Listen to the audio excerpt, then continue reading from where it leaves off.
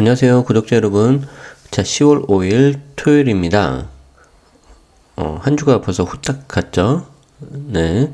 자, 그래서, 이번 주 이제 주말에는 제가 특정 뉴스에 대해서 다뤄드리는 포커스 뉴스 시간인데 다들 아시죠? 네. 근데 오늘 10월 5일 아침은 유난히 좀 더 쌀쌀한 것 같아요. 약간. 그래서 이제 10월 달 접어들고요. 이제 조금 있으면 금방 이렇게 날씨가 또 추워집니다. 그러면은 이제 올해 다 끝나는 거예요. 여러분들 특히 건강 관리 잘 하시고요.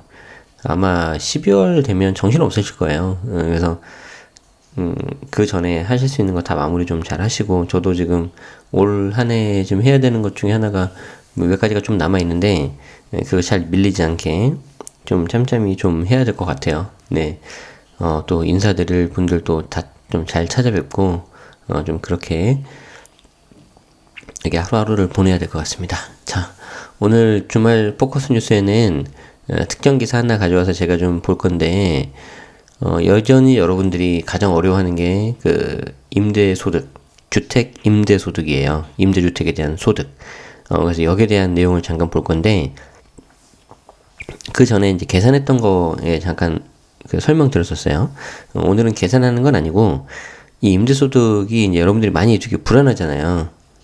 제일 저한테 많이 하는 질문이 뭐냐면, 이거 임대주택 등록하는 게 좋냐 안 좋냐 그건데, 그건 무슨 말이에요? 내가 임대주택 등록을 해서 임대인으로서 원활한 양질의 임대 서비스를 제공하는 사회적 역할에 부응해야 되겠냐 안 해야 되겠냐, 그게 아니고 내가 이거 정부에서 잡는다는데 나 이거 어떻게 잘 해야 되겠냐, 아니면 가만히 있어도 되냐, 지금 그거잖아요 지금. 그쵸? 그래서 오늘은 여러분들이 궁금해하는 그 부분에 대해서 좀 뭔가 힌트가 될 만한 내용을 제가 말씀드리도록 하겠습니다. 자, 봅시다. 자, 단독. 정부 혼이 다 본다며 엄포 놓은 거 아니냐 이거. 응? 물음표를 했으니까 엄포 놓은 거 아니냐. 그래서 왜? 그랬더니 임대주택 소득이 여전히 깜깜이다. 그래서 정부 혼이 다 본다고 했는데 이거 엄포인 것 같다. 약간 그런 말이에요. 자, 봅시다. 자, 전국 임대주택 10채 중 7채의 임대료 소득 정보가 깜깜이로 운용되고 있는 것으로 파악됐다. 자, 1일, 그러니까 10월 1일이죠. 국토교통부가 자유한국당 김상훈 의원에게 제출한 시도별 주택임대차 정보 현황에 따르면 2019년 7월 현재 전국 임대주택 707만 5,778채 중 임대료가 확인된 주택은 192만 8,943채에 불과했다. 야, 여기서 되게 중요한 정보가 지금 나와요. 자, 무슨 정보예요, 지금? 자, 여기 보면 시도별 주택임대차 정보 현황을 국토교통부가 자유한국당 김상훈 의원에게 제출했는데, 이 자료에 따르면 2019년 7월 현재 국토교통부가 파악한 전국에 있는 임대주택은 707만 채라는 거예요. 토탈. 당연히 이때 전국 임대주택 이거 707만 채는 등록한 걸까 미등록한 걸까? 등록 미등록 다 합쳐진 거예요. 이거는 등록 미등록 다 합쳐진 거예요. 등록한 임대주택이 제가 알기로 144만 채 정도 되거든요. 그러니까 여기서 707만이라는 숫자는 등록분과 미등록분이 전부 다 합쳐진 거다. 그러면 이게 국토교통부가 파악하고 있는 전국에 있는 등록, 미등록 전부 다 합친 임대주택이 707만이라는 거죠. 항상 이렇게 뭘 분석을 할 때는 전체 규모 사이즈를 여러분들이 아셔야 돼요. 그런데 그중 임대료가 확인된 주택은 192만 8,943. 그러니까 193만 채라고 보면은 이 중에 140만 채 정도는 임대주택 등록을 해서 파악이 된 거고, 나머지 한 50만 조금 안 된 그 숫자는 뭐 미등록인데 아무튼 어떻게 알았다는 거죠. 이렇게 대충 때려잡을 수 있어요. 자, 일단 여기 나오는 숫자 기준으로 합시다. 자, 전체의 72.7%에 해당하는 514만 6,833채는 임대료 정보조차 없는 건데, 여기에 대해서 이제 이 기사가 이렇게 쓴 거죠. 자, 국토부는 작년 초 임대주택 사업자 데이터베이스를 구축해 효율적으로 관리하겠다고 발표한 바 있다. 하지만 30%도 안 되는 임대료 정보 파악 주택 수는 임대주택 시장을 훤히 들여다보겠다는 국토교통부의 주장과 배치된다는 지적이다. 그러니까 제가 방송에서도 몇 번 말씀드렸는데 RHMS 그리고 임대주택 사업자 데이터베이스 이걸 해가지고 다 파악하겠다라고 했잖아요. 그런데 이게 실제 보니까 30%도 파악이 안 된다. 이게 어떻게 된 거냐? 이거 말이 안 되는 것 같다. 자, 계속 봅시다. 시도별 임대료 파악 주택 비율은 전남이 6.2%로 가장 낮았다. 자, 일단 우리는 이렇게 통으로 일단 전체 사이즈를 봤다면은 그 다음에는 이제 강론으로 들어가가지고 각 지역에 따른 비율을 봐야 되는데, 자, 보세요. 특징이 있어요. 임대료 파악 주택 비율이 전남이 6.2%로 가장 낮고, 그 다음 제주도가 8.2%, 그 다음 전북 12.5, 충북 13.6, 대다수 지방의 임대료 파악 호수는 10% 안팎에 머물러 있다. 이는 최근 임대사업자와 등록임대주택이 급증했지만 임대소득은 여전히 사각지대에 있다는 방증이다. 자, 이걸 보면 뭘 할 수 있어요? 그래서 일단 저는 여러분들이 임대주택 등록할까요 말까요 이거 물어봤을 때 저는 일단은 지방이면서 비조정 대상 지역이면은 저는 일단 하지 마라 그래요. 굳이 지금 할 필요가 있을까? 게다가 지방 같은 경우는 되게 그 사이클을 잘 보면 잘 치고 빠져나와야 돼요. 무슨 말인지 알아요? 그러니까 예를 들어서 서울 같은 경우는 이 최저점에서 이제 올라갔다가 좀 떨어지기도 하잖아요. 올라갔다가 떨어졌다 이렇게 상승과 하락을 반복을 하는데, 하락을 해도 그 전에 저점보다 확 내려가진 않단 말이에요. 그러니까 저점이 여기 있으면은 이렇게 올라갔다가 저점으로 바로 안 떨어진다는 거죠. 저점이 여기면 올라갔다가 좀 내려와도 저점 위보다 요 정도에 있다가 다시 또 오르고, 그래서 이제 전반적으로 보면 우상향으로 가는데, 지방은 물론 시도 상황에 따라 다른데 이게 길게 기간을 잡고 보잖아요. 그럼 얘는 지방은 저점 여기서 시작했다가 올라갔다가요, 저점 그냥 떨어져요. 그러니까 무슨 말씀 드리고 싶냐면, 내가 치고 빠지기를 좀 잘해야 된단 말이에요. 근데 내가 임대주택 등록해서 8년을 묶이면 치고 빠지기를 할 수 있다 없다? 못한다. 그러니까 최소 8년 있다가 그 다음에 치고 빠지기 해야 된다는 건데, 이건 한번 생각해 봐야 된다는 거죠.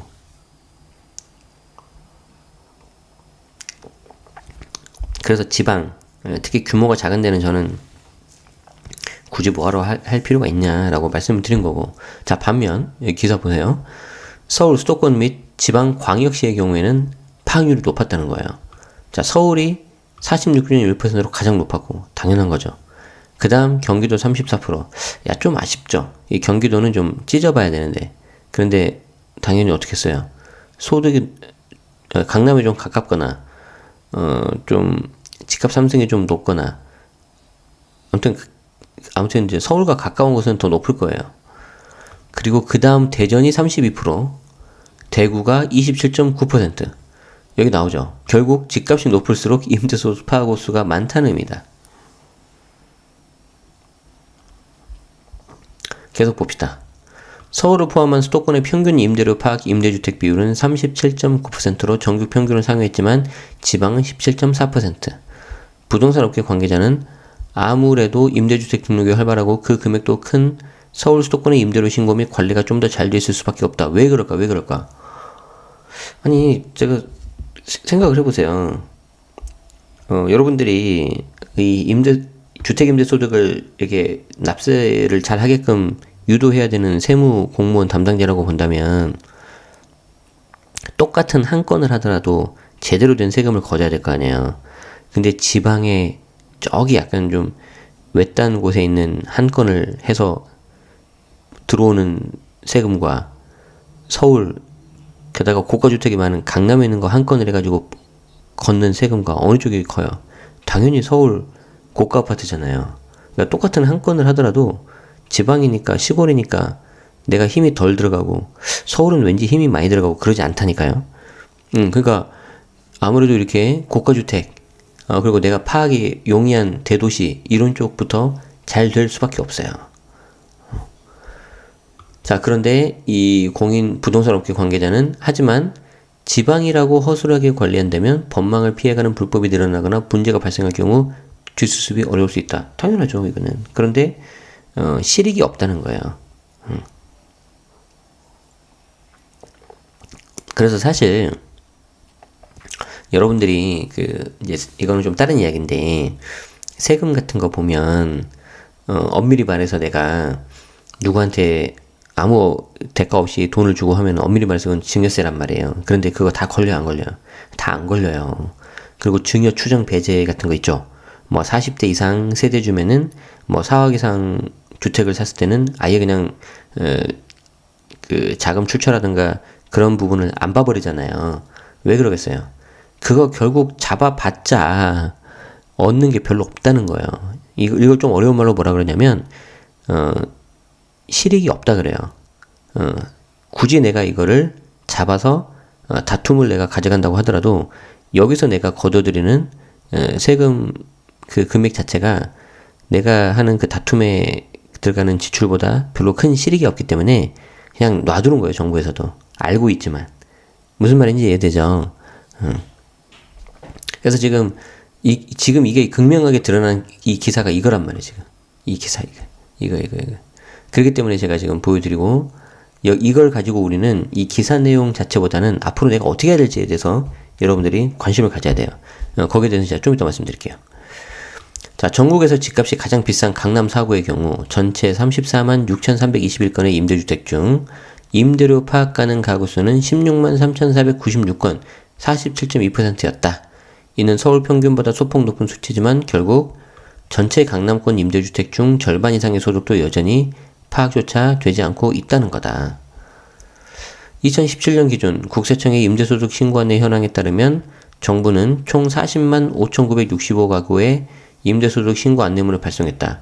하지만 이 중 실제 종합소득세를 신고한 임대사업자는 5만 343명으로 12.4%에 불과하다. 그렇지만 이게 내년에는 좀 바뀔 거예요.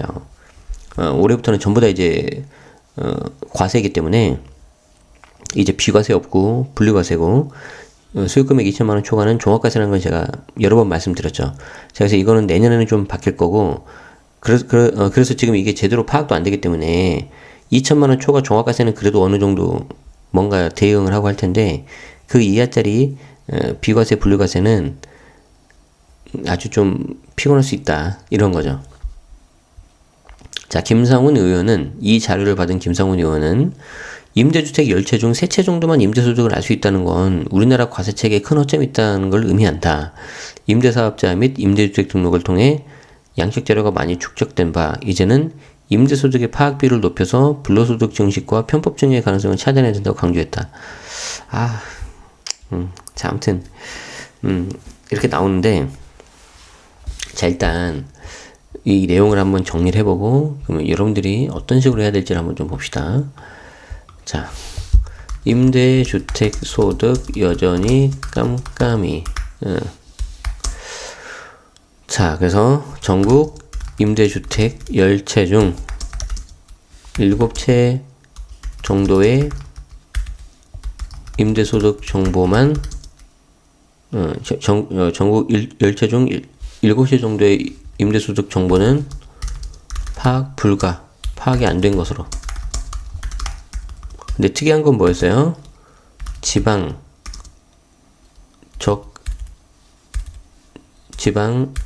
저가 주택일수록 파악 안 되고, 서울 수도권 고가 주택일수록 파악 용이. 이건 어쩔 수 없다고 했죠. 업무 효율 같은 걸 따졌을 때. 그리고 중요한 게 뭐냐면, 전국 임대주택 숫자가 707만 5,778채. 요건 이제 국토교통부에서 가지고 있는 데이터죠. 그러니까 정부는 전국 임대주택 숫자가 707만 채라고 보는 거예요. 당연히 얘는 등록, 미등록 더해서죠. 등록한 거 해봤자 144만 채인가 밖에 안 되니까. 자, 그래서 대략적으로 이렇게 나와 있는데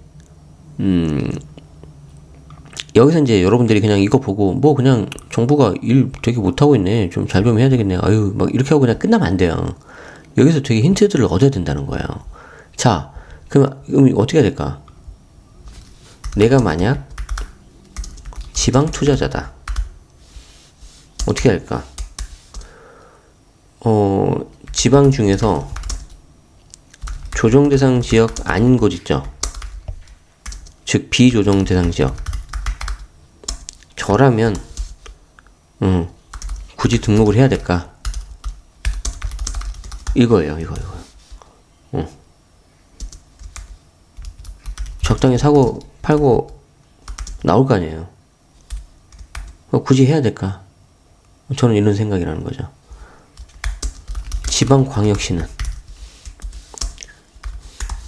애매하다.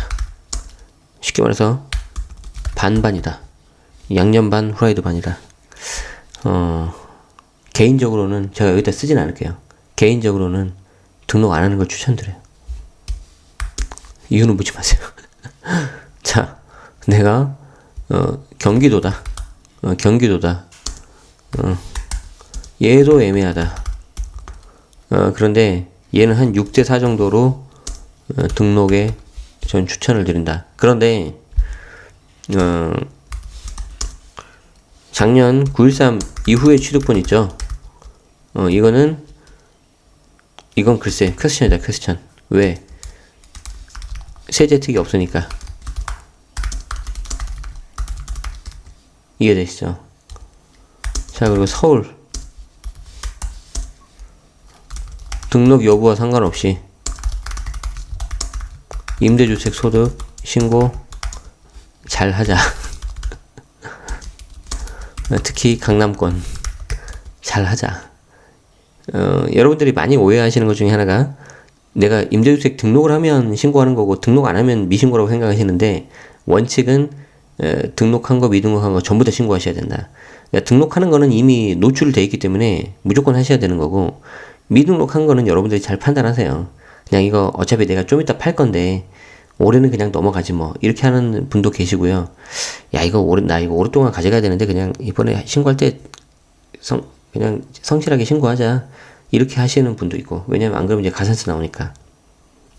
그렇게 해서 이제 정부가 그걸 만들어 놨으니까. 그래서 그걸 좀 말씀드리고 싶었어요. 그래서 사실은 이 기사에서 여러분들이 나 이거 그냥 뭐 정부 그냥 이렇게 돼 있구나라고 해서 넘어가지 마시고, 이걸 가지고 내가 앞으로 어떻게 하겠냐는 거예요. 어떻게 하겠냐는 거예요. 그래서 지금 여기를 보시면은 이거 정리한 거에서 핵심은 뭐냐면 이거죠. 전국 임대주택 숫자가 707만 채다. 그리고 만약에 이제 여러분들이 어떻게 할 거냐? 내가 만약에 지방 투자자라면은 저는 웬만하면 안 할 것 같아요. 웬만하면 안 할 것 같아요. 어디 가서 또 말하지 말고 우리 혼자 몰래 봐요. 그냥 혼자 그냥 몰래 보면서 좋아요만 눌러요. 알았죠? 공유 안 해줘도 돼.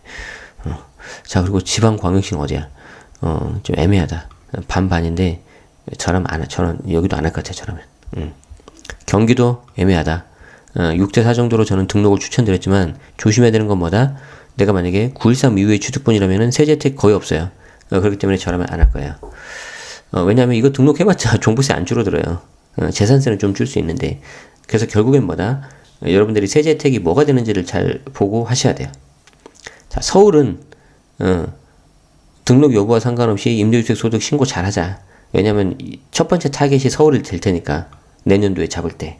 그래서 특히 강남권에 계신 분들은 더 잘 하셔야 되고, 서울에서도 좀 저가라든지 좀 외진 곳, 특히 더 중요한 거는 그냥 내가 좀 있으면 그냥 금방 팔 거야. 그러면은 저는 무슨 말인지 알죠? 그럴 것 같아요. 그래서 좀 이게 약간 어떻게 보면 정책에 좀 반하는 내용일 수 있어서 제가 다는 말씀 못 드리겠는데, 한번 잘 이렇게 보실 필요가 있어요. 그래서 제가 이제 작년하고는 다르게 올해 좀 약간 스탠스가 바뀌었는데, 임대주택 등록에 대해서 너무 지금 정부가 이게 좀 말을 바꾸고 세제 혜택을 없애버리니까 좀 신중해야 될 것 같다라고 말씀드렸는데, 그 큰 틀이 여기 앞에 말한 요런 거예요. 물론 여러분들의 투자 전략과 절세 전략에 따라서 다 달라요. 그래서 세금은 항상 여러분들이 어떻게 내가 투자할 건지에 대해서 먼저 계획을 세워야 돼요. 그 다음에 들어가 줘야 돼요. 오케이. 자, 그래서 오늘 포커스 뉴스는 요 정도로 좀 알아봤고요. 이 기사를 통해서 큰 틀에서 여러분들이 내가 임대주택 등록을 얘를 할지 말지를 정하셔야 돼요. 그리고 그걸 가지고 이제 내가 등록을 했다, 미등록을 했다. 그러면 그 다음에는 내가 보유한 주택수에 따라서 임대소득 계산을 하셔야 되고요. 그게 아마 다음 주 직방TV에 나갈 거예요.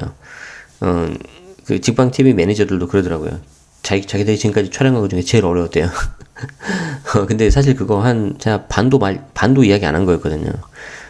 어쩔 수 없다. 그래서 한번 그거를 좀 보시면서, 계산하는 거에 대해서는 좀 이렇게 좀 간략하게나마 아시면 좋겠어요. 이 기사를 소개드린 이유 잘 아셔야 돼요. 그리고 제가 좀 전략을 그렇게 올해 살짝 바꾸는데 다행히 이 기사를 보고 틀리진 않은 것 같아 라는 생각이 들었어요. 그런데 이게 2019년 지금 10월달 이야기지 이게 내년 되고 내후년 되면 바뀔 거예요. 혹시라도 제가 나중에 이거 들은 분들을 위해서 제가 미리 말하는 거예요. 그래서 이런 것도 잘 알고 하시면 좋겠다. 굉장히 그래서 주변 변화되는 환경을 빨리빨리 파악을 잘 해야 돼요, 여러분들이. 그래서 제가 이거 하는 거, 데일리 뉴스 하는 이유가 그것 때문에 하는 거예요. 자, 오케이. 자, 오늘 포커스 뉴스 여기까지 보고요. 자, 벌써 10월 첫 번째 주말이네요. 이러다가 그냥 금방 훅 가요. 그리고 저는 10월 달에는 되게 휴일이 주말에는 별로 없을 것 같아요. 이제 연말 연초 때 이제 많이들 불러주셔서, 그때 이제 좀 제가 비구름이니까 돌아다녀야죠. 그런데 나중에는 좀 이거를 돌아다니지 않으면서도 이렇게 여러분들한테 정보를 드리는 방법을 더 고민을 할 거예요. 그래서 그런 거는 좀 알아두셨으면 좋겠고, 여러분들도 건강관리 잘 하시고, 지금 저도 좀 아침에 좀 일찍 일어나서 하다 보니까 지금 좀 약간 목이 좀 메이죠. 왜냐면 이제 저는 이제 주말에 또 아침에 뭘 해야 되니까. 그래서 이렇게 좀 양해해 주시고, 여러분들도 건강관리 잘 하시고, 늘 말씀드리지만, 그 순간순간, 매 순간순간을 좀 행복하게 사셨으면 좋겠어요. 어제도 말씀드렸잖아요. 나중에 죽어서 가장 뭘 할까? 뭘 했으면 좋았을까? 후회되는 게 뭘까? 그러면은 그렇게 크게 대단한 거 아닐 거예요. 와, 내가 1조 자산가가 됐어야 되는데 그런 거 아니라니까요. 그냥 사랑하는 사람한테 좀 더 표현 많이 하고 좀 더 가치 더 있고 그랬으면 더 좋았을 텐데 내가 하고 싶은 일 좀 더 할 걸. 굶어 죽지 않아요, 여러분. 생각보다 뭐 이게 내가 뭘 한다 그래서 굶어 죽거나 그런 일 없어요. 용기를 내세요. 왜냐하면 저는 해봤으니까. 해봤으니까 말씀드리는 거고요. 자, 아무튼 여기서 마무리를 짓도록 하죠. 그래서 여러분들 늘 행복하시고요. 오늘 저녁 또 편한 저녁 되시고 내일은 또 휴일이죠. 그래서 잘 여유 있는 그런 오후 저녁 시간이 되면 좋겠습니다. 자, 저는 오늘자 포커스 뉴스 여기서 마치도록 하겠습니다. 고맙습니다.